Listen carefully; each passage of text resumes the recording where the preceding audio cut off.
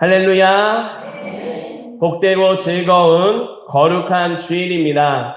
지난 한 주간도 하나님께서 우리에게 바라보게 하시는 바를 바라보고 또 하나님이 기뻐하시는 뜻대로 살기를 힘쓰다 다시금 예배의 자리로 나온 성도 여러분을 주님의 이름으로 사랑하고 환영하고 축복합니다. 오늘도 우리가 함께 예배드린 이 자리에 성령의 충만한 임재가 함께하는 줄 믿습니다. 그 주님께서 우리의 마음을 회복하시고 또 우리의 삶의 자리에 걸음을 인도하실 때 더욱 주님 앞에 새로워지고 감사함으로 힘있게 나아가는 복된 걸음 되시기를 주님의 이름으로 축복합니다. 이제 주신 말씀 신약성경 사도행전 4장 1절부터 22절까지의 말씀으로 기도로 하나님의 뜻을 분별하라 라는 제목으로 하나님 말씀 전하겠습니다. 성경의 말씀에 보면 하나님의 부르심에는 후회함이 없다라는 말씀이 있습니다. 하나님의 부르심에 후회함이 없는 게 누구에게 후회함이 없을까요? 하나님께서 후회하지 않으신다는 의미입니다. 동시에 그 말은 부르심에 순종하여 나아가는 자들에게 결코 후회가 없다는 말씀입니다. 그렇기 때문에 하나님의 부르심에 순종하고 하나님의 뜻에 순종하는 자들에게는 기쁨이, 감사가 일어나기 마련입니다. 또한 하나님이 이것을 위해서 이렇게 이 자리로 부르셨구나, 보내셨구나 라고 하는 깨달음도 일어나게 됩니다. 그 은혜들을 깨닫다 보면 나도 모르는 사이에 눈물이 흐르는 그 같은 경험을 하기도 합니다. 얼마 전 제가 아는 어떤 한 집사님이 이제 막 집사님이 되어서 처음으로 대표 기도를 하게 되었습니다. 목사님이 성도님들에게 이제 기도를 좀 맡아서 해보시면 어떻겠습니까? 하니 기도가 다들 어려워서 저는 아직 못합니다. 이제 막 집대가 돼서 할 수 없습니다. 라고 모두가 손살을 쳤습니다. 그런데 이 집사님은 그래요, 한번 해볼게요 라고 하고서 순종하셨습니다. 그런데 기도의 기자도 잘 모르고 기도를 어떻게 해야 되는지 도무지 알 수 없어서 답답해 하셨습니다. 그러다가 어떻게 잘 준비를 하고 막상 기도하는 자리에 서서 떨리는 마음으로 대표 기도를 했습니다. 하나님의 뜻에 순종해서 기도하고 그렇게 기도문을 준비한 것은 아주 짧지만 다 마무리하고 예수님의 이름으로 기도드립니다. 아멘을 하려는 그 순간 나도 모르는 사이에 갑자기 눈물이 왈칵 쏟아졌다고 합니다. 하나님이 주시는 은혜가, 하나님이 주시는 감동이 임하게 되니까 자신도 모르게 그렇게 눈물을 흘리며 아멘 하며 주님의 주시는 기쁨을, 감사를 고백했습니다.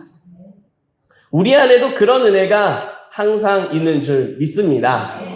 하나님은 우리를 언제나 어디서나 부르십니다. 하나님의 거룩한 은혜의 자리로 우리를 초대하십니다. 그 부르심에 순종하며 하나님의 말씀을 향해 더 가까이 나아가고 하나님이 하시고자 하는 일들에 하나님의 영광을 또 우리에게 주시는 은혜를 또 나아가 많은 이들에게 전하는 그 복을 전하는 모습이 될 수 있기를 간절히 바랍니다. 이 같은 삶을 위해 하나님이 이제 오늘 말씀을 통해서 두 가지 말씀을 우리에게 주십니다.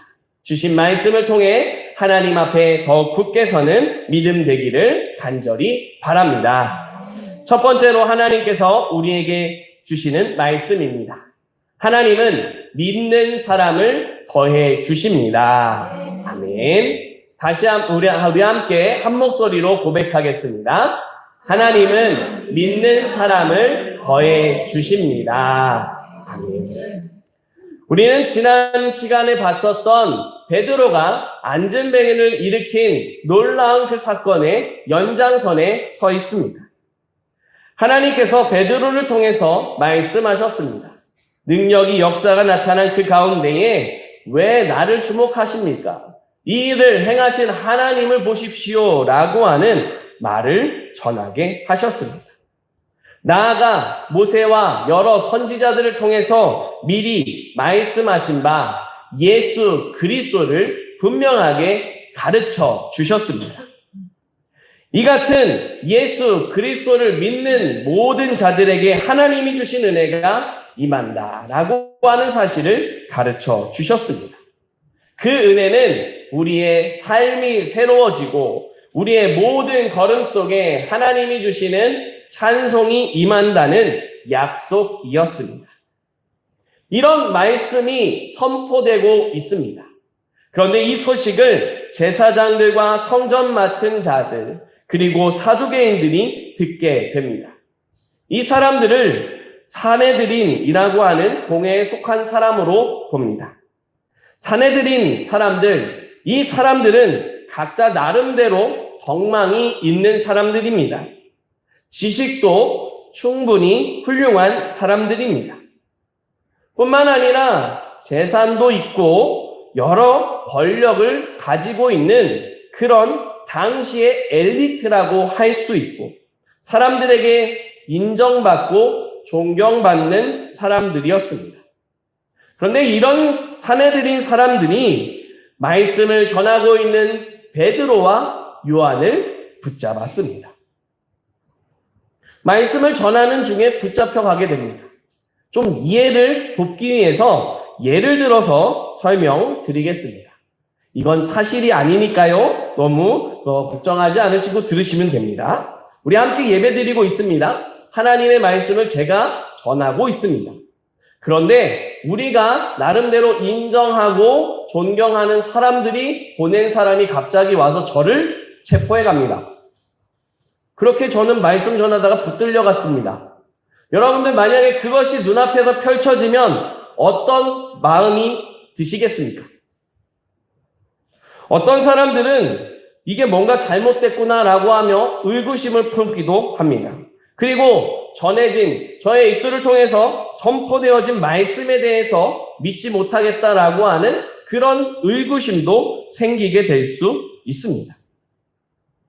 그런 의심이 일어날 수 있는 자리, 그렇게 예수 그리스도를 향해 나아갈 수 있는 그 걸음을 막아서게 되는 그런 일이 벌어지게 되었습니다. 그런데 그런 중에도 믿는 사람들이 더해지는 모습을 보게 됩니다. 4절 말씀에 보면 이렇게 말씀합니다. 말씀을 들은 사람 중에 믿는 자가 많으니 남자의 수가 약 5천이나 되었더라라고 말씀합니다. 믿는 자의 수가 많습니다. 남자의 수만, 장성한 남자의 수만 5천 명입니다. 그러니까 그 남자와 함께 온 가족, 아내나 자녀들까지 포함한다면 정말 많은 숫자입니다.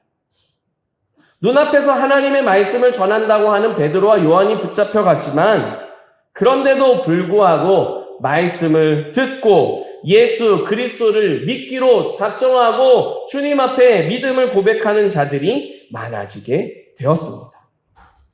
어떻게 이런 일이 가능했을까요?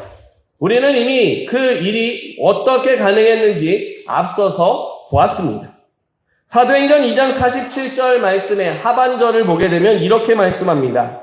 주께서 구원받는 사람을 날마다 더하게 하시니라. 아멘. 하나님께서 예수 그리스도를 믿음으로 구원받는 사람을 더해 주셨습니다. 이런 모습이 오늘 말씀에서도 나타나고 있습니다. 그리고 그 모습을 11절에서는 이렇게 말씀하고 있습니다. 세번역 성경으로 같이 한번 읽겠습니다. 이 예수는 너희들 집 짓는 사람들에게는 버림받은 돌이지만 집 모퉁이의 머릿돌이 되신 분입니다. 집을 짓는 사람들이 쓸모없다고 여긴 돌, 그렇게 버린 돌입니다. 그런 돌처럼 예수님은 당대의 사내들인 공의회 사람들, 그리고 예수님을 믿지 않는 사람들에게 분명히 버림받았습니다. 심지어는 예수님을 십자가에 못 박아 죽이기까지 했습니다. 그렇게 자신들에게는 필요 없는 존재로 여겨졌고 없어져야 하는 존재로 악으로 여겨지며 죽음 당한 분이 바로 예수님입니다. 사람들은 그렇게 예수님을 대우했습니다. 그러나 하나님은 예수님을 머릿돌로 삼으셨습니다. ESV 성경에 보게 되면 머릿돌이 어떤 개념인지 이렇게 설명합니다. 고대 건축 관습에서 건물 토대, 모퉁이의 큰 돌을 가리킵니다 라고 말합니다. 그러니까 우리가 건물을 짓기 위해서 모퉁이에 가져다 놓는 아주 커다란 돌입니다. 이 돌은 건물을 지탱할 수 있는 튼튼하고 힘이 있고 강한 돌입니다. 이 돌을 중심으로 건물을 세워 나가게 됩니다. 하나님께서는 예수님을 그런 머릿돌로 삼으셨습니다.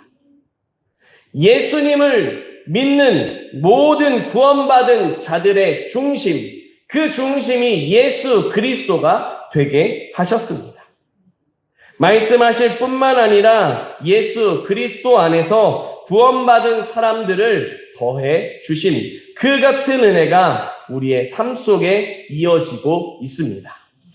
사랑하는 성도 여러분, 하나님께서는 지금도 예수 그리스도 안에서 구원받는 사람들을 더해주고 계심을 믿으시기 바랍니다. 그 안에 먼저 믿은 우리도 포함되어 있습니다. 이제 우리의 삶이 어떤 삶입니까? 머릿돌 대신 우리의 중심 대신 예수 그리스도를 향하고 예수 그리스도를 따르는 삶임을 기억할 수 있기를 바랍니다.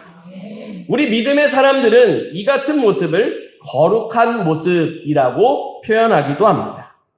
이 한 주간 거룩하게 살아가는 우리가 되기를 간절히 바랍니다. 우리의 중심이신 예수님, 우리의 삶의 중심, 우리가 향해야 되는 방향인 예수님, 그분을 바라보며 예수님을 따라 살아가는 복된 믿음의 삶이 되시기를 주님의 이름으로 축복합니다. 두 번째로 하나님께서 우리에게 주시는 말씀입니다. 기도로 하나님의 뜻을 분별하며 증인으로 살아갑시다. 아멘. 다시 한번 같이 한 목소리로 고백하겠습니다. 기도로 하나님의 뜻을 분별하며 증인으로 살아갑시다. 아멘. 사내들이니 베드로와 요한을 붙잡았습니다. 그런데 아직 어둡기 때문에 재판을 진행할 수 없었습니다. 날이 밝자 이제 베드로와 요한을 신문하기 시작했습니다. 너희들이 무슨 권세로 누구의 이름으로 이 안전뱅이를 고쳤느냐라고 하는 질문을 합니다. 이때 베드로에게 하나님께서 성령의 충만함을 허락해 주셨습니다. 성령의 충만함을 받은 베드로는 담대하게 말하기 시작합니다. 그 사람이 어떻게 구원받았는지를 묻는다면 바로 예수님이 하셨습니다 라고 하는 말을 합니다. 그런데 질문한 거는 그의 육신이 어떻게 치료받았고 나아지게 됐느냐, 고침받았느냐, 건강하게 됐느냐라고 하는 질문입니다. 거기에 두고 베드로는 구원을 받았다라고 표현하고 있습니다. 그의 육신뿐만 아니라 그의 영혼까지 하나님 앞에서 구원됐고 예수 그리스도를 중심으로 살아가는 삶이 됐음을 증거하고 있는 겁니다. 이 모든 것이 하나님의 은혜다라고 분명하게 확신을 가지고 담대하게 선포했습니다. 그 은혜를 경험하는 길은 오직 예수 그리스도의 이름을 믿는 것밖에 없다라고 하는 사실까지 말했습니다. 이렇게 말하고 있는 베드로의 모습을 보며 사내들인의 공회의 사람들이 당황하기 시작했습니다. 분명 이 사람들은 베드로를 알고 있습니다. 어떤 사람으로 알고 있느냐? 배운 것이 좀 적은 사람으로 알고 있습니다. 또 이 사람이 말을 그렇게 잘하는 사람이 아니라고 알고 있습니다. 지극히 평범한 사람 중에 한 사람으로 알고 있는데 그 사람이 당당하게 아주 담대하게 말하고 있습니다. 그런데 또 그 말하는 것에 대해서 트집을 잡는다거나 흠을 잡을 수 있는 게 좀처럼 보이지가 않습니다. 그러니 자기들이 알고 있던 모습과 다른 그 베드로를 보며 당황하고 좀 마음이 당혹스러운 상태가 되었습니다. 그래서 이제 여러 가지로 곤란하기 때문에 베드로와 그 요한을 나가게 하고 서로 회의를 합니다. 회의를 하면서 결정적 결론은 이겁니다. 우리가 저를 지금 심판할 수도 없고 처벌할 수도 없다. 왜냐하면 지금 사람들이 모두 다 알고 있고 이 일이 벌어진 것도 사실이고 우리도 다 알고 있기 때문에 어떻게 이걸 가지고 벌할 수는 없다. 다만 이 일이 더 많은 사람들에게 전파되지 않도록 그들에게 엄중히 경고하자라고 말합니다. 이 엄중히 경고하자라고 하는 말을 바꿔서 표현하자면 협박하자는 겁니다. 예수의 이름이나 그와 관련된 모든 말을 하면 가만두지 않겠다라고 하는 협박을 합니다. 그런데 지금까지 담대하게 말한 베드로가 또다시 이 말을 듣고 담대하게 변함없이 담대하게 이렇게 말하는 걸 볼 수가 있습니다. 그 말하는 것은 이따가 살펴보기로 하고요. 그러면 이런 일이 어떻게 일어날 수 있었을까요? 그것은 이미 예수님께서 말씀하신 내용이었습니다. 누가복음 12장 11절 12절 말씀에서 예수님께서 앞으로 일어날 일에 대해서 이렇게 말씀하셨습니다. 사람이 너희를 회당이나 위정자나 권세 있는 자 앞에 끌고 가거든 어떻게 무엇으로 대답하며 무엇으로 말할까 염려하지 말라. 마땅히 할 말을 성령이 곧 그때에 너희에게 가르치시리라 라고 말씀하셨습니다. 앞으로 예수 그리스도를 믿는 사람들을 붙잡게 될 거고 재판석에 서게 될 거라고 하는 사실을 분명히 말씀하셨습니다. 그런데 그때 두려워하지도 말고 어떻게 말해야 될지 걱정하지도 말라고 했습니다. 왜요? 성령님이 함께 계시기 때문입니다. 그 성령님께서 제자들에게 말씀하신 대로 이제 베드로에게 담대함을 주셨고 그의 해야 할 말을 가르쳐 주셨습니다. 그 말을 온전히 전하게 되며 예수 그리스도의 복음을 더 분명하고 확실하게 선포했습니다. 그 말이 바로 19절 말씀입니다. 19절 말씀을 같이 한 목소리로 읽겠습니다. 베드로와 요한이 대답하여 이르되 하나님 앞에서 너희 말을 듣는 것이 하나님의 말씀을 듣는 것보다 옳은가 판단하라. 모든 말을 듣고 나서 담대하게 말했습니다. 하나님 앞에서 우리는 살아가는 사람입니다. 하나님 앞에서 예수 그리스도의 복음을 따르는 자로 부르심을 받았기 때문에 그 걸음을 살아가야 하는 사람입니다. 그러면 내가 여러분들의 협박을 따라서 거기에 대해서 순종해야 되는 것인지 아니면 변함없이 나를 이끌으시고 사용하시는 하나님의 말씀에 순종하는 것이 옳은지 생각해 보십시오 라고 말하고 있습니다. 사람의 뜻과 하나님의 뜻, 둘 중에 어떤 것이 옳은지 판단해 보자라고 말하고 있는 겁니다. 이 말에는 두 가지 의미가 있습니다. 먼저는 하나님의 뜻을 따라야 마땅한 것입니다 라고 말하고 있습니다. 또 한 가지는 이 말을 듣고 있는 사람들에게도 마땅히 따라야 할 하나님의 말씀을 듣고 그 말씀을 따라 사십시오 라고 가르쳐주고 있는 겁니다. 사내들인 공의의 사람들뿐만 아니라 그 자리에서 그것을 보고 있는 사람들에게도 동일하게 하나님께서 주신 말씀이었습니다.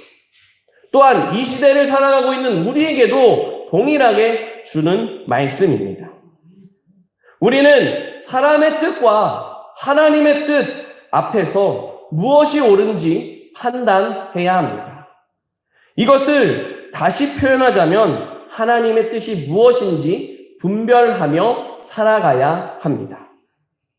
로마서 12장 2절 말씀에 보게 되면 우리에게 이렇게 말씀합니다. 너희는 이 세대를 본받지 말고 오직 마음을 새롭게 함으로 변화를 받아 하나님의 선하시고 기뻐하시고 온전하신 뜻이 무엇인지 분별하도록 하라. 아멘. 이 말을 유진 피터슨의 메시지에서 보게 되면 이렇게 표현을 하고 있습니다. 조금 길지만 한번 들어보십시오.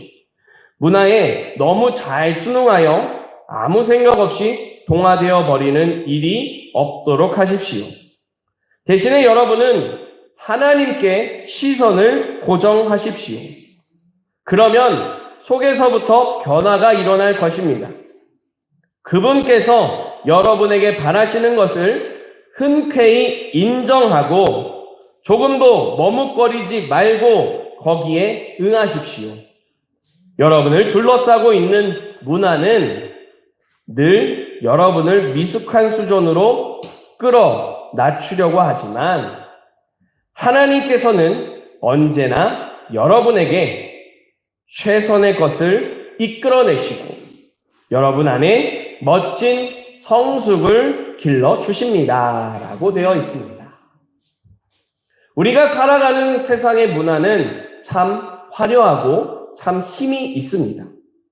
그 속에 살다 보면 나도 모르는 사이에 자신의 정체성을 잃어버리고 그 문화의 그 흐름에 휩쓸리게 됩니다. 그러나 그 문화에 휩쓸리는 것이 결코 우리를 성장하게 하거나 성숙하게 하는 것, 특별히 우리의 영적인 성숙이 있게 하는 것이 아님을 분명히 말해주고 있습니다. 우리의 영적인 성숙을 이루어내고 우리를 더욱더 하나님 앞에 존귀한 자로 세우는 것은 바로 예수 그리스도의 복음임을 믿으시기 바랍니다. 그렇기 때문에 우리는 그 하나님의 복음을 붙잡고 하나님의 뜻을 붙잡고 하나님께 시선을 향하며 살아가야 합니다. 하나님의 뜻이라면 조금도 머뭇거리지 않고 순종할 수 있어야 합니다. 지난주에 눈이 계속 왔습니다. 아시다시피 눈이 오고 멈췄다가 또 오고 다 치웠는데 또 옵니다. 오늘까지 그랬습니다. 눈을 치우면서 참 많이 힘들었습니다. 그런데 하나님이 계속 주시는 마음이 교회 앞만 치우지 말고 길을 내라고 하는 그런 마음을 받았습니다. 숨이 막 턱까지 차오르는데 해야 되나 말아야 되나 고민하다가 해라 모르겠다 하고서 쭉 길을 치워갔습니다.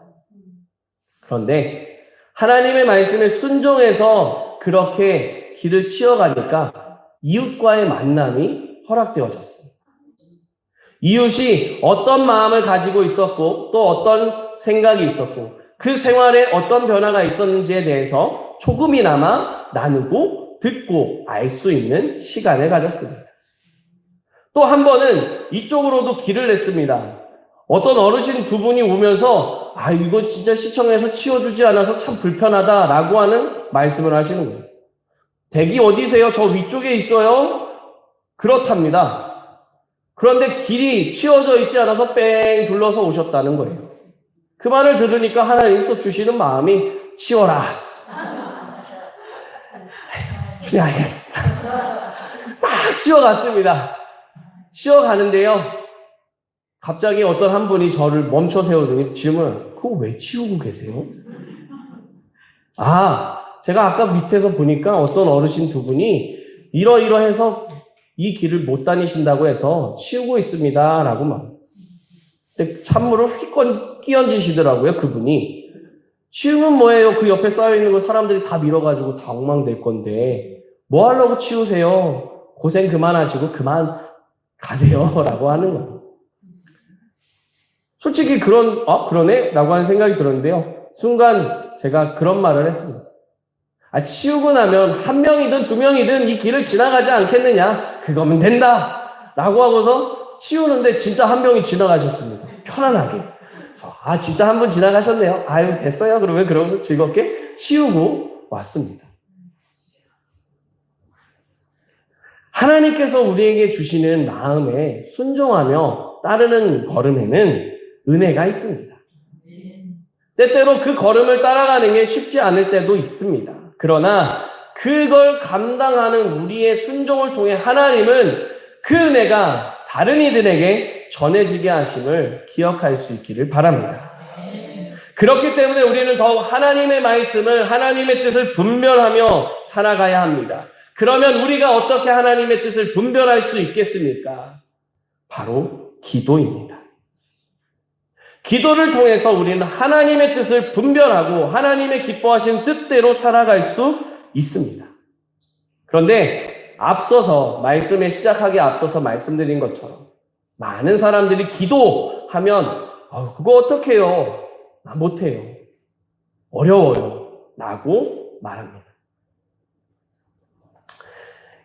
이런 것에 대해서 이제 이해를 돕기 위해서 한 가지만 말하고 이제 말씀을 마무리하려고 합니다.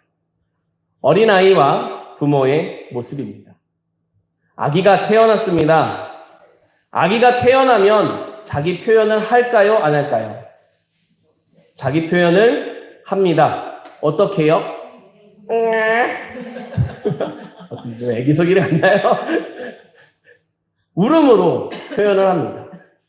말을 할 수 없기 때문에 울음으로 표현을 합니다. 나 지금 오줌 쌌어요. 나 지금 똥 쌌어요. 나 지금 배고파요. 나 지금 졸려요. 라고 하는 모든 것을 울음으로 표현합니다. 처음에는 그게 무슨 소리인지 모르지요. 그런데 시간이 지나면 엄마는 이거는 기저귀를 갈아줘. 이거는 졸린 거고 이거는 배고픈 거다. 신기하게 다 알아듣습니다.